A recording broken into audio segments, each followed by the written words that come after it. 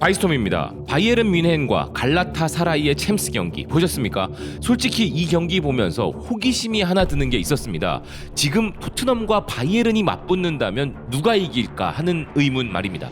지난 시즌까지는 비교 자체가 불가능한 일이었고 현재 유럽 대항전에 토트넘이 나오지 못한 것이 그것을 증명하지만 제가 이런 호기심이 든 이유는 이번 시즌 토트넘은 달라진 모습을 보이고 있고 바이에른 뮌헨은 현재 어딘가 나사가 빠진 고장난 독일 머신 같은 느낌을 줄 정도로 불안불안한 모습을 보이고 있기 때문인데요. 그만큼 오늘 경기에서는 뮌헨 이적 이후 김민재 선수가 가장 걱정될 정도로 힘겨워 보이는 상황이었다고 평가할 수 있는 것 같습니다.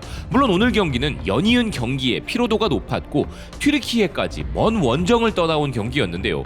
독일 매체 스포르트1이 이스탄불 지옥이라 명명한 갈라타사라이 홈구장의 악명 높은 분위기까지 여러모로다가 제 실력을 발휘할 수 없는 조건을 다 갖춘 경기였음에도 강팀이라는 자존심을 지켜낼 수 있었던 바이에른 뮌헨이었습니다. 근데 비록 승리하긴 하였지만 현지에서도 정말 어려운 승리였다는 평가가 줄을 이루고 있는데요. 공격진에서는 손흥민 선수 없는 케인이 짠해 보일 만큼 탐욕 넘치는 동료들과의 호흡은 아직도 맞지 않았고 그저 개인기로 커버하는 형국이었으며 우리 김민재 선수를 보호해 주어야 할 미드필더들은 말도 안 되는 턴오버로 오늘 경기에서 데리흐트와 김민재 선수 그리고 울라이히 골키퍼는 그야말로 지옥을 경험했습니다. 이미 지난 마인츠와의 경기 이후에도 현지 매체들은 뮌헨의 미드필더 선수들에 대한 수비 지원과 빌드업 부재 등을 심각하게 비판한 바 있는데 오늘 경기에서도 이는 전혀 개선되지 않은 것인데요. 여기에 갈라타사라이의 폭풍 같은 초반 러시에 그야말로 이긴 것이 신기할 정도라고 표현하는 것이 정확한 경기였습니다. 현지 매체 슈피겔 또한 정말 어려운 경기에서 어려운 승리를 거두었다 정의 내리고 있는데요. 그렇기 때문에 더더욱 이 경기의 승리에 있어서 최선을 다해 갈라타사라이의 공격을 막은 김민재 선수의 공헌은 정말 대단했습니다.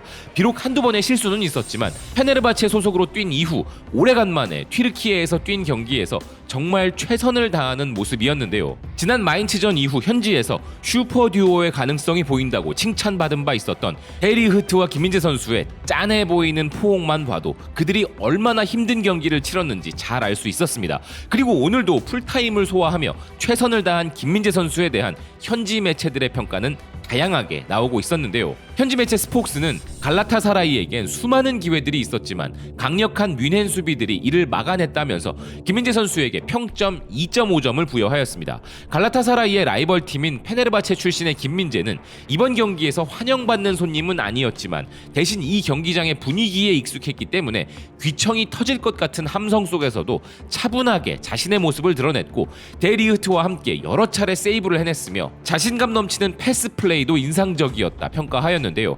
기사는 데리흐트의 평가에서 흥미로운 부분을 지적했습니다. 데리흐트에게도 평점 2.5점을 부여한 기사는 사실 갈라타사라이가 잡은 대부분의 기회들은 중앙수비 듀오보다는 팀의 다른 선수들의 지원이 부족했기 때문에 벌어진 상황이었다 평가한 것입니다. 또 다른 매체 TG는 비록 저조한 평점인 4점을 부여하면서도 상대 공격수 이카르디의 첫 폭풍을 막아냈고 흔들리는 뮌헨 수비진에서 가장 안전한 선수가 바로 김민재 선수였다면서 키미히와 함께한 플레이에서 페널티킥이 나온 것은 그에게 쓰라린 일이었다 평가하였습니다. 아벤차이퉁도 이 센터백 듀오 모두에게 평점 4점을 부여하면서 김민재 선수에 대한 평가로 정말 중요한 이카르디의 첫 슛을 블록하였으나 키미히의 태클로 페널티킥에 휘말렸다면서 더 잘할 수 있었다 이야기했는데요. 또한 스포르트1은 김민재 선수에게 평점 3점을 부여하며 가끔 불규칙한 수비 상황에 노출되기도 했으나 바이에른 선수 중에 가장 기민하고 주의 깊은 수비수였다면서 페네르바체 출신의 선수로서 이스탄불로 성공적인 복귀를 한 경기였다 평가하였습니다. 커뮤니티에서도 팬들은 이런 반응들을 보였는데요. 김과 데리흐트, 울라이히가 모든 칭찬을 받아야 한다. 우리의 공격 라인과 미드필더는 솔직히 쓰레기였다. 난 김민재의 뻘짓없는 수비를 사랑한다. 안 그래도 없는 센터백 자원들인데 여기에 센터백 선수들의 줄부상으로 타이트한 일정 속에서 그저 김민재 선수의 짝이 누구냐일 뿐 단 한 경기도 쉴 수 없는 여건 속에서도 이런 활약을 보이고 있는 김민재 선수를 보고 있자면 정말 대단하다는 생각을 할 수밖에 없는데요. 그래도 이런 김민재 선수의 활약은 보상을 받고 있는 것이 유럽과 전 세계 축구계가 지금 그의 플레이를 지켜보고 있다는 사실입니다. 그는 현 시점 세계 최고의 센터백 반열에 점점 더 가까워지고 있는데요. 90미닛 프랑스는 세계 최고의 센터백 탑10을 선정하면서 김민재 선수를 놀라운 순위에 올려놓았습니다.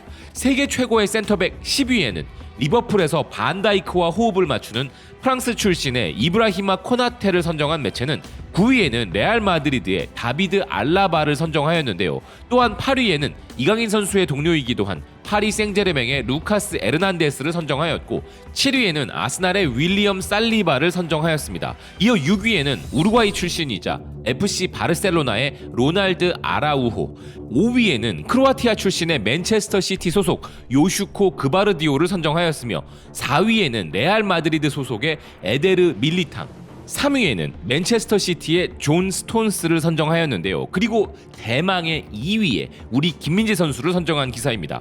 그 이유는 지난 시즌 나폴리에서의 완벽한 중앙 수비수로서의 모습 때문이라는 기사는 김민재는 역대 축구 역사에서 가장 뛰어난 속도와 힘 그리고 정확성을 가진 선수라 극찬하였습니다. 아울러 김민재는 경합 상황에서 어떤 공격수라도 쉽게 제압할 수 있을 만큼 경기력이 뛰어나다면서 공중볼 경험 역시도 그의 가장 큰 강점 중 하나라고 이야기했는데요. 한국에서도 소속팀 윈헨에서도 그는 리더라는 점을 주목했습니다.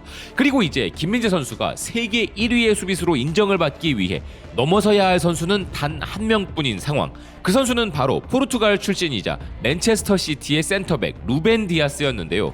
비록 90미닛이라는 매체의 기자들과 칼럼니스트가 선정한 순위이긴 하지만 세계에서 두 번째 가는 센터백으로 인정받은 선수를 우리는 보유하고 있는 것입니다. 그런데 현재 이런 김민재 선수의 실력은 세상 그 누구도 의심하지 않지만 앞으로가 정말 큰 걱정인 팀 상황이 걸려 있는데요. 이게 어느 정도로 심각한 상황인지는 다음 기사를 보시면 아실 겁니다. 지금 바이에른 뮌헨이 부족한 센터백 자원을 수급하기 위하여 케인 이후 또 다른 토트넘 선수를 원한다고 하는 유로스포츠의 기사인데요. 그 기사에 등장하는 뮌헨이 원한다는 센터백은 다름 아닌 토트넘 리그 1위의 1등 공신이라는 우스갯말이 붙어있는 에릭 다이어입니다. 겨울 이적 시장에서 에릭 다이어라도 잡아야 할 정도로 지금의 바이에른 뮌헨은 다급한 상황이란 것인데요. 케인과의 친분까지 있으니 어쩌면 정말로 실현될 가능성도 무시할 수 없는 것이죠. 이런 소문이 시작된 것은 공신력이 그리 높지는 않은 독일의 빌트지였지만 이 소식 자체를 떠나서 우파메카노의 부상 복귀 이후라도 김민재 선수에게 휴식의 기회가 올 수 있을 것인지는 확신할 수 없는 상황입니다. 그렇지만 우리 김민재 선수는 못 뛰어서 힘든 것보다 많이 뛰어서 힘든 게 낫다고 하는 전사와 같은 마음가짐을 가진 위대한 선수이기에 충분히 견뎌낼 수 있을 것이라 생각하는데요. 정말 어려울 것이라 예측되었던 이번 경기에서도 여전히 맹활약으로 팀의 조별 예선 선두 자리를 지키는데 큰 공헌을 한 우리 김민재 선수에게 찬사를 보내는 바입니다. 시청해주셔서 고맙습니다. 또 뵙겠습니다.